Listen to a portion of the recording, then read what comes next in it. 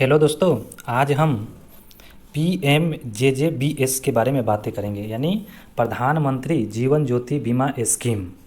ये क्या है और इसके क्या फ़ायदे हैं। तो जो इसके इम्पोर्टेंट पॉइंट है, जो मेन फीचर हैं, उसके बारे में हम बातें करेंगे। और इसका एक हमारे पास जो केनरा बैंक का फर्म है। ऐसे तो सारे बैंकों का जो गवर्नमेंट स्कीम है, फर्म एक एक समान ही होते हैं, लेकिन इसमें जो बैंक का टैगलाइन या लोगो है वही बस चेंज हो जाते हैं। तो हम इसको भरने के भी जानेंगे कि हम प्रधानमंत्री जीवन ज्योति बीमा योजना को के फॉर्म को कैसे भरेंगे और क्या क्या इसमें जो इम्पोर्टेंट पॉइंट हैं वो देखेंगे।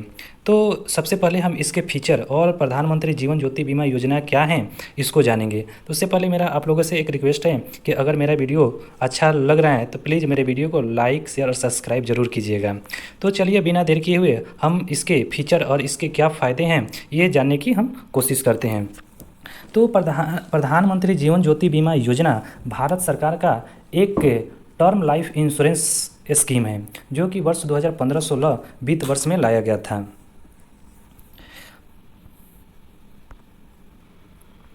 तो हम यहाँ पे टर्म लाइफ इंश्योरेंस की बातें कर रहे हैं, तो थोड़ा सा यहाँ पे टर्म लाइफ इंश्योरेंस और एक्सीडेंटल इंश्योरेंस के बारे में अंतर समझना चाहिए कि टर्म लाइफ इंश्योरेंस से हमें किसी भी प्रकार के यानी दुर्घटना से मृत्यु हो जाती है तो वो रिस्क कवर करता है, जबकि एक्सीडेंटल इंश्योरेंस में ये होता है कि हमें सिर्फ एक्सीडेंट से अगर मृत्यु होती है तो उसमें ये कवर होते हैं। तो ये चीज़ यहाँ पे क्लियर रहना चाहिए। आगे इसका मुख्य उद्देश्य क्या है। ये प्रधानमंत्री जीवन ज्योति बीमा योजना का मुख्य उद्देश्य है कि जो असंगठित क्षेत्र या अनऑर्गेनाइज सेक्टर में या जो गरीब लोग हैं उनको सस्ते में बीमा उपलब्ध कराना इसका भारत सरकार का मुख्य उद्देश्य है। जैसे कि बड़ी बड़ी जो कंपनियां होती हैं उनकी जो प्रीमियम होते हैं वह एक साल के लिए वो ज़्यादा होते हैं, तो फिर जो गरीब या असंगठित क्षेत्र के लोग हैं वो इसको वहन करना उन लोगों के लिए मुश्किल हो जाता है। और इसका सबसे अच्छा ये है कि ये बैंक से जुड़ा हुआ है कि अगर किसी भी प्रकार की कोई भी समस्या है तो बैंक से डायरेक्ट कांटेक्ट कर सकते हैं। तो हम ये बता रहे हैं कि हम ये कहाँ ले सकते हैं। प्रधानमंत्री जीवन ज्योति बीमा स्कीम हम किसी भी सरकारी जो बैंक हैं या प्राइवेट बैंक में ही है जो भारत सरकार प्रिस्क्राइब कर रखे हैं या पोस्ट ऑफिस है, वहाँ पे जाके हम इस स्कीम का फ़ायदा ले सकते हैं।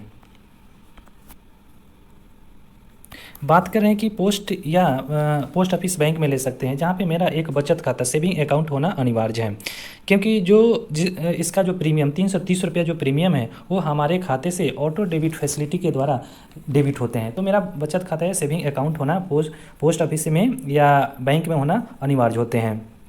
अगर जो सब्सक्राइबर हैं जो बीमा ले रहे हैं अगर उनका अनफॉर्चुनेटली दुर्भाग्यपूर्ण कहीं कुछ हो जाते हैं किसी भी कारणवश, तो जो वो नॉमिनी बनाते हैं, नॉमिनी इसमें इम्पोर्टेंट होते हैं, जो नॉमिनी होते हैं उनको एक लमसम यानी 2 लाख रुपये मिलते हैं। तो ये चीज़ इसमें इम्पॉर्टेंट है, यानी किसी भी प्रकार की मृत्यु होने से 2 लाख रुपए मिलते हैं। दूसरी बातें इम्पॉर्टेंट जो है कि जैसे कि और सब हम इंश्योरेंस लेते हैं तो उसमें मेडिकल चेकअप की ज़रूरत होती है। इसमें ये इंपॉर्टेंट चीज़ है, मेडिकल चेकअप की कोई ज़रूरत नहीं होती। अगर कोई व्यक्ति को हेल्थ प्रॉब्लम है, कोई और भी इशू है, तो उसके लिए ये स्कीम और भी फ़ायदे वाले हैं, क्योंकि इसमें कोई इंक्वायरी नहीं होती है, यानी इंक्वायरी की कोई ऐसी चीज़ नहीं है, तो उनके लिए ये ज़्यादा अच्छा है। और इसके जो सब्सक्रिप्शन है, जो व्यक्ति प्रधानमंत्री जीवन ज्योति बीमा योजना ले रहे हैं उनकी उम्र 18 से 50 वर्ष तक ही होनी चाहिए। इससे ज़्यादा की उम्र वाले व्यक्ति इस स्कीम का लाभ नहीं ले सकते हैं। और जो व्यक्ति पहले से अपने प्रधानमंत्री जीवन ज्योति बीमा योजना को सब्सक्राइब कर रखे हैं यानी ले रखे हैं, वह इस स्कीम को अपने 55 साल तक कंटिन्यू कर सकते हैं, चला सकते हैं। लेकिन 55 साल तक वही व्यक्ति के लिए फ़ायदे हैं जो पहले से 50 से पहले उसको सब्सक्राइब कर रखे हैं, नहीं ले रखे हैं। अगर कोई व्यक्ति 50 के बाद सब्सक्राइब करके 55 तक चलाना चाहे तो ये वो नहीं हो सकता है। फिर इसमें एक और इम्पॉर्टेंट पॉइंट आ जाते हैं कि जो ये भारत सरकार का स्कीम है, ये भारत सरकार के लिए या हमारे लिए या जो व्यक्ति इसको ले रहे हैं उसके लिए यूनिक है। तो इसमें ये नियम है कि अगर एक व्यक्ति हैं तो एक ही स्कीम का फ़ायदा ले सकते हैं। और कहने का ये मतलब है कि अगर किसी व्यक्ति को मान लेते हैं 4 बैंक है, 4 बैंक में खाते हैं, अगर वो चाह रहे हैं चारों बैंक में हम इस स्कीम को ले सकते हैं, तो ये नहीं, ये गलत है। उसको सिर्फ हम कितना भी किसी भी बैंक में प्रीमियम कटाएं, हमें मैक्सिमम 2 लाख रुपया ही कवर हो सकते हैं। तो इसका ये मतलब है कि ये एक व्यक्ति के लिए एक ही स्कीमें ले सकते हैं। स्कीम, फिर ये बात आ गई जो हम प्रधानमंत्री जीवन ज्योति बीमा योजना स्कीम ले रहे हैं, इसका सही समय क्या है। सही समय इसका जो पॉलिसी का जो टाइम पीरियड है वह 1 जून से 31 मई है। तो अगर हम ये पॉलिसी ले रहे हैं, मान लेते हैं कि हम ये पॉलिसी 1 जनवरी, 1 दिसंबर या 1 अक्टूबर या 1 फरवरी को ले रहे हैं, तो जो हमारा पॉलिसी जो कवर होगा वह 31 मई तक ही कवर होगा। कहने का ये मतलब है कि हम ज़्यादा ये कोशिश करें कि 1 जून के आसपास से ही हम ये पॉलिसी को करें। यानी हम जो 31 मान लेते हैं 1 जनवरी को ये पॉलिसी लिया था, मेरा 31 मई तक ही कवर होगा। अगर उसके बाद हम प्रीमियम नहीं जमा करते हैं तो मेरा पॉलिसी डिसकंटिन्यू हो जाएगा। तो हमें ये कोशिश या ध्यान रहना चाहिए कि हमारे खाते में जो पैसे ऑटो डेबिट होना चाहिए वो 31 जून से पहले हो जाना चाहिए, 31 को होना चाहिए। जब हम ये पॉलिसी प्रधानमंत्री जीवन ज्योति बीमा योजना कराते हैं, तो जो ये हमारा पॉलिसी है, अगर मान लेते हैं कि आज हम कराए, तो आज से जो 45 दिन के बीच में, यानी जिस दिन हम पॉलिसी लिए उस दिन जब हमारा सब्सक्रिप्शन हुआ सिस्टम में, तो उस दिन से 45 दिन के अंदर अगर कोई ऐसी दुर्घटना हो जाती है जिसमें मृत्यु हो जाती है, तो उसमें जो नॉमिनी है वो क्लेम नहीं कर सकता है। तो यानी जो 45 दिन का पीरियड है, इसमें अगर कुछ होते हैं तो पॉलिसी के जो रूल और रेगुलेशन के हिसाब से हमारा क्लेम नहीं हो सकता है। फिर दूसरी बात आ गई कि अगर हम अपना डिसकंटिन्यू हम बंद करना चाहते हैं, तो ये सिंपल सी बात है, हम अपना प्रधानमंत्री जीवन ज्योति बीमा योजना को बंद कराना चाहते हैं, तो सिंपल सी बात है, हम प्रीमियम नहीं देंगे। जब प्रीमियम नहीं देंगे तो हमारा पॉलिसी ऑटोमेटिक डिसकंटिन्यू हो जाएंगे। तो ये अगर हम अपना पॉलिसी बंद करा दिए PMJJBY, तो फिर हमें 45 डे के लिए वेट करना पड़ेगा। नहीं, 45 दिन के बाद ही हम फिर से लेना चाहें तो हम फ्रेश एप्लीकेशन हम दे सकते हैं। तो ये सारी चीज़ प्रधानमंत्री जीवन ज्योति बीमा योजना के बारे में बताने की कोशिश की है। तो हमारा आप लोगों से रिक्वेस्ट है कि ये भारत सरकार का बहुत ही सुरक्षित और एक सही टर्म इंश्योरेंस प्लान है, क्योंकि दूसरे कंपनी और जो टर्म इंश्योरेंस प्लान है उससे तुलना करें तो ये बहुत ही अच्छा था। सिंपल से हम इसमें एक कैलकुलेशन करते हैं कि अगर हमारा उम्र 20 ईयर यानी 20 वर्ष है और हमारा ये पॉलिसी 55 वर्ष तक चलती है, यानी हमें 35 यानी 35 वर्ष का रिस्क कवर प्राप्त होती हैं सिर्फ ये 11,550 रुपये में, जो कि अगर इस 35 साल के अंदर हमें किसी भी प्रकार के कुछ भी होता है तो हमें 2 लाख रुपये मिलते हैं, यानी हमारे नॉमिनी को 2 लाख रुपये मिलेंगे। तो ये बहुत ही एक अच्छा स्कीम है भारत सरकार को। हर एक आदमी जिसकी उम्र 18 से ज़्यादा है और 50 से कम है, सारे लोगों को ये सब्सक्रिप्शन करने चाहिए, लेने चाहिए, क्योंकि आदमी के जीवन का कोई ठीक नहीं कब क्या हो जाता है। जो हमारे पीछे हैं उनके लिए एक थोड़ी सी अमाउंट यानी थोड़ी सी सहारा जरूर मिल जाती है।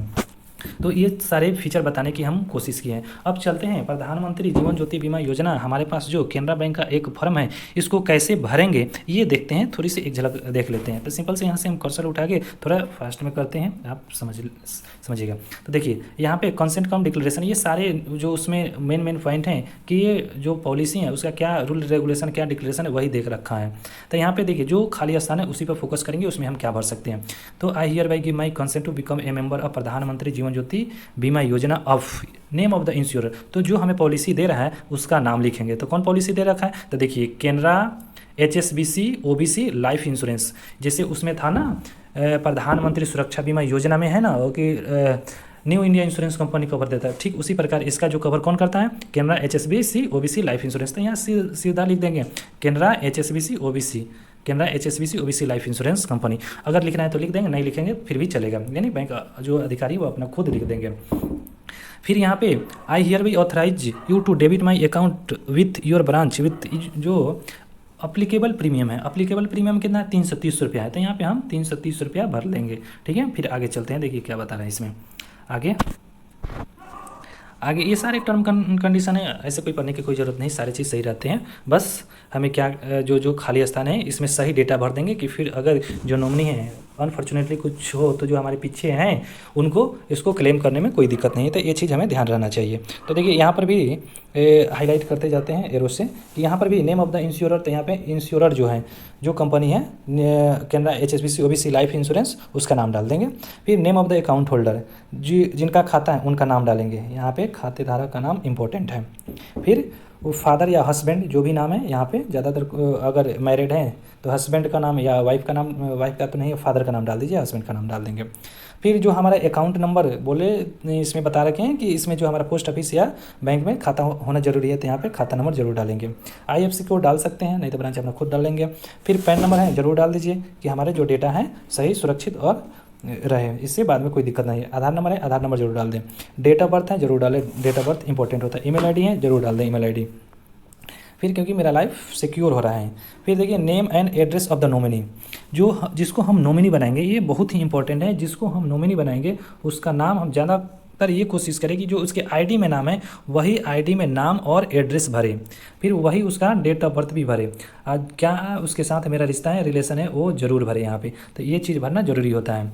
Name and address of the guardian appointed if nominee is minor. यहाँ पे एक बात ध्यान देने वाली चीज़ है कि अगर जिसको हम नॉमिनी बना रहे हैं अगर उसका उम्र माइनर है यानी 18 से ज़्यादा है, मेजर है, तब तो कोई दिक्कत नहीं, इस सारे नीचे वाले कॉलम को हम नहीं भरेंगे। अगर उसका उम्र 18 से कम है तो हमें ये नीचे वाला कॉलम भरना जरूरी हो जाते हैं, ये वाले। तो माइनर है तो माइनर के केस में एक गार्जियन को अपॉइंट करेंगे, जो भी गार्जियन है, तो गार्जियन का क्या है नाम और एड्रेस लिख देंगे। फिर गार्जियन के साथ यहाँ अगले वाले कॉलम में क्या उसके साथ जो माइनर नॉमिनी है उसके साथ जो हम गार्जियन बना रहे हैं उसका क्या रिलेशन है वो लिख देंगे। फिर यहाँ पे देखिए आगे चलते हैं, यहाँ पे इस कर्सर उठाते हैं, यहाँ पे देखिए, यहाँ पे देखिए, यहाँ पे 1 सेकेंड, यहाँ पे था ना मोबाइल नंबर का आया था ना, यहाँ पे देखिए, यहाँ पे उठाते हैं। चलिए यहाँ पे मोबाइल नंबर डालना ज़रूरी होता है। यहाँ पे मोबाइल नंबर डाल देंगे, मोबाइल नंबर ऑफ गार्जियन। तो मोबाइल नंबर किसको, जो मेजर गार्जियन है, जो मेजर नॉमिनी है, उनका मोबाइल नंबर डालेंगे। अगर माइनर नॉमिनी को डाल रहे हैं तो माइनर जो गार्जियन है अपॉइंटेड है उनका मोबाइल नंबर डालेंगे। ऐसे जो गड़बड़ है तो आप ब्रांच जो अधिकारी हैं उनसे हम पूछ भी सकते हैं। तो जो नॉमिनी है, मेन नॉमिनी है, जिसका उम्र 18 साल ज़्यादा है उसका डालेंगे। अगर हम गार्जियन अपॉइंट कर रहे हैं माइनर नॉमिनी का तो उसका यहाँ पे डालेंगे। ठीक है, आगे चलते हैं। आगे ये डिक्लेरेशन के I hear by enclose A copy of my, आपका अपना कोई एक के जो आइडेंटिटी और एड्रेस प्रूफ है वो जरूर एक दस्तावेज इनक्लोज कर दे इस फॉर्म के साथ, क्योंकि फिर बाद में कोई दिक्कत ना हो। तो अपना आधार कार्ड जरूर यहाँ अटैच कर दें। फिर यहाँ पे आया सिग्नेचर की, तो जो मेरा अकाउंट में साइन है बस वही साइन यहाँ पे हम कर देंगे। और यहाँ पे डेट जो हमारा जिस दिन हम सबमिट करेंगे वो डेट डाल देंगे। फिर यहाँ पे बैंक अधिकारी अपना स्टाम्प और साइन करेंगे, जो उनका मोहर होता है, साइन और स्टाम्प लगाएंगे। फिर अगर एजेंट के द्वारा जो BC होते हैं उनके द्वारा अगर सबमिट करें तो वो अपना BC अपना यहाँ पे डालेंगे, अदरवाइज हम छोड़ देंगे। फिर यहाँ पे आपको एक एक्नॉलेजमेंट स्लिप मिलेगा कि हाँ हम अपना फॉर्म सबमिट कर दिए, तो उसके लिए आपको इसमें इन्फॉर्मेशन डालना ज़रूरी होता है।